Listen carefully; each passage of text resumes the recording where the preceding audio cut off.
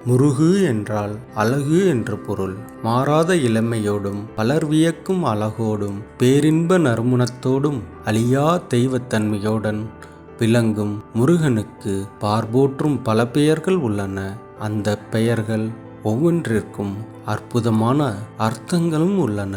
விசாகம் நட்சத்திரத்தில் முருகன் தோன்றியதால் விசாகன், அக்னியில் தோன்றியதால் அக்னி பூ, கங்கை தன் கரங்களால் முருகனின் தீப்பிழம்பு கருவை ஏந்தியதால் கங்காதரன், சரவண பொய்கையில் மிதந்ததால் சரவண பவன், கார்த்திகை பெண்களிடம் வளர்ந்ததால் கார்த்திகேயன், அறுவரும் இணைந்து ஒருவராக மாறியதால் கந்தன், ஆறுமுகம் கொண்டதால் ஆறுமுகன், சண்முகன்.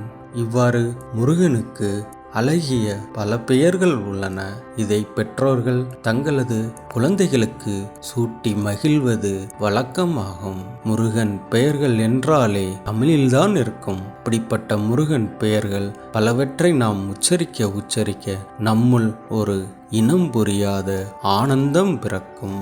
தமிழ் கடவுள் முருகனின் பெயரினை தமிழர்கள் வாழும் அனைத்து நாடுகளிலும் வைத்துள்ளனர். உதாரணமாக மலேசியா, சிங்கப்பூர், ஸ்ரீலங்கா போன்ற நாடுகளில் முருகன் பெயர்கள் மிகவும் பிரபலம். தமிழ் கடவுள் முருகன் சிவமைந்தன் என்பதால் சிவ பக்தர்கள் பலரும் தங்கள் பிள்ளைகளுக்கு முருகனின் பெயர்கள் சூட்டி மகிழ்வதுண்டு.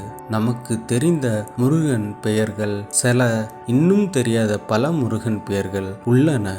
அதை எல்லோரும் சீராக தொகுக்க முயற்சி செய்தால் தமிழர்களுக்கு நன்மை பயக்கும்.